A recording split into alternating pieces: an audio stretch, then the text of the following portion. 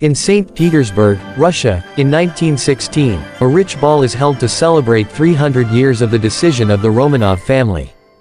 Going to the occasion is the matron ruler Marie, whose child Nicholas is the Tsar of Supreme Russia. At the occasion, Marie is glad to see her granddaughter Anastasia, who is miserable that Marie will be going to Paris, France. Marie has decided to give Anastasia a music box as a gift, which plays a tune that the two of them know. The breeze-up key to make the music box work is on a pendant, recorded with the words, "Together in Paris." The temperament of the party is before long hushed as Rasputin enters, professing to be Nicholas' partner. Nicholas rather marks Rasputin as a trickster, and orders him out of the castle. Infuriated at Nicholas, Rasputin asserts that he and his family will be dead inside the fortnight, and commitments to not rest until every one of the Romanovs are dead. Rasputin then, at that point, offers his spirit for the ability to obliterate the Romanov family. With his more grounded dim powers, Rasputin utilizes them to cause contradict among individuals, who before long revolt and charge the castle entryways. Anastasia and Marie are in a room amidst the disarray, however get away from through a mystery entrance with the assistance of a worker kid, as they endeavor to advance across a frozen waterway on the castle grounds. Rasputin stands up to them, yet winds up in a dangerous situation, which breaks and gives way under him, making him sink into the virus waters. Abandoning his enchanted reliquary in a little fruit bat named Bartok, Anastasia and Marie endeavor to board a train. However, all the while, Anastasia loses her grasp on Marie's hand, tumbling to the stage, where she hits her head and goes oblivious. 10 years after the upheaval, St. Petersburg is loaded up with tattle that Anastasia may in any case be alive, with the widow ruler Marie, who actually lives in Paris, promising to pay a price for the arrival of her granddaughter.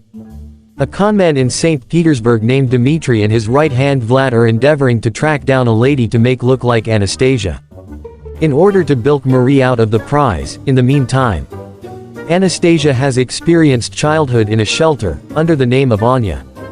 Having created amnesia in the wake of tumbling off the train onto the stage, no memory of her previous existence stays, aside from the key memento to the music box. The top of the halfway house possesses considered it energy for Anya to go to work, and sends her off to work at a fish processing plant. Anya before long comes to a crossroads, with one way prompting the town where the fish manufacturing plant is, and the other prompting St.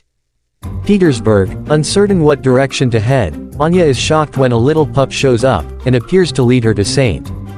Petersburg. When there, she endeavors to take a train to Paris, yet is denied travel since she doesn't have a leave visa.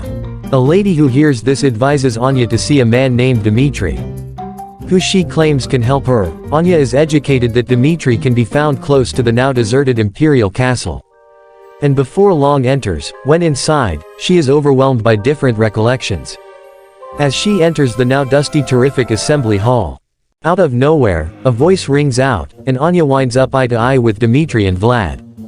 Taking a gander at her, Dmitri feels that Anya would be ideally suited for his arrangements, and persuades Anya that he can assist her with getting to Paris, assuming she will go with him and Vlad to see the lady ruler and check whether she may truly be the missing Anastasia Romanov.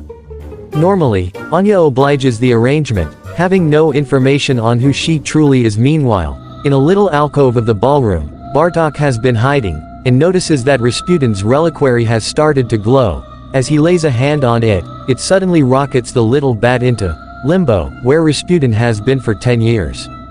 Since Anastasia survived, he was not able to die completely, and has been stuck in limbo as a rotting corpse. When Bartok presents him with the reliquary, Rasputin uses its powers to conjure minions to destroy Anastasia. Anya, Dmitri, and Vlad board a train headed to Paris, but end up having to hide in the baggage car when their passport's coloration is overheard to not match the proper color.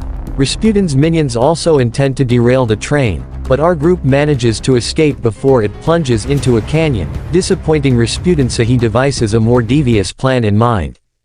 They continue on foot, with Vlad telling of the dowager empress' first cousin, Sophie, who questions anyone claiming to be Anastasia. Anya gets indignant that no one told her she had to prove she was Anastasia. Vlad convinces her that there's nothing for her back in Russia, and that Paris could hold something special. His words convince her. And they begin going over proper training on how to behave like a etiquette royal with lesson on Romanov history. On their way to Germany, where they eventually take a ship to Paris, where both Dmitri and Anya perform a waltz, which seems to bring the two a bit closer together, to which they almost kissed, but Dissimilar cut it off. That evening, Rasputin invades Anya's dream, making her to see her lost siblings as she follows them, which causes her to almost sleepwalk over the edge of the boat. But Dmitri got woken up by the dog just in time for him to save her. As she wakes up, expressing her fear to Dmitri's about the Romanov curse, to which he comfort her. After the two setbacks, which angered Rasputin to the core, he decides he will return to the living world and deal with Anastasia himself, as Bartok reluctantly follows. Anya, Dmitri and Vlad eventually make it to Paris, unaware that the dowager empress has had enough of the various impostors claiming to be her granddaughter, and decides to forego the search. Just moments after this decision, Anya and the others arrive at the empress mansion, and Sophie answers the door. Even though she has been privy to the empress wishes, she still questions Anya. Eventually, the questioning turns to just how Anastasia was able to escape from the palace. Dmitri thinks that they will be found out, but is shocked when Anya explains that a young boy opened a secret passage for her and the empress to escape through.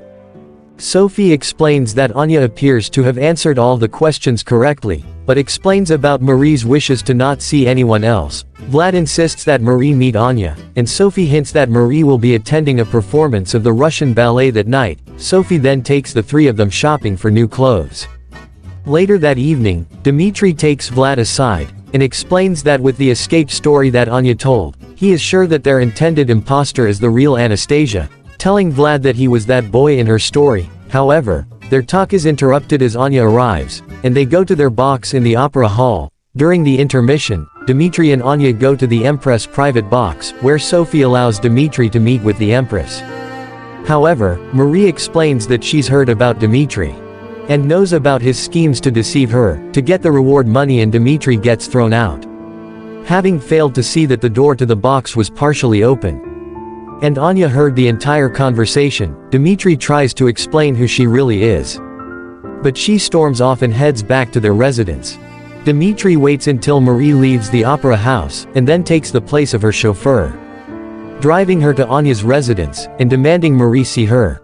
Marie still refuses, until Dmitri produces the music box that she had given Anastasia long before. The music box was left behind after Marie and Anastasia escaped through the secret door. Marie then gives in to Dmitri's wish, and talks to Anya. Anya explains that all she wants is to find where she belongs.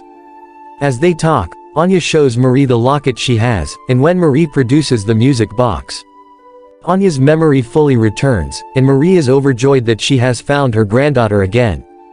Marie eventually calls on Dmitri, presenting him with the reward and her gratitude, but even so, Dmitri refuses the reward, but is glad to see that he has reunited Anastasia with her true family. As he leaves, he encounters Anastasia, and the two exchange few words, with Anastasia believing that Dmitri got his reward after all.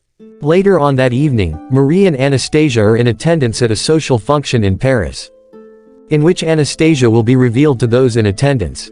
Marie explains that her granddaughter should be happy, but she seems somewhat distant. Marie knows that Anastasia secretly loves Dmitri, and explains to her that he did not take the reward. Marie goes out to join the festivities first, telling Anastasia that whatever path she chooses should make her happy. After Marie leaves, Anastasia is distracted by her puppy, which leads her out into the garden near the building.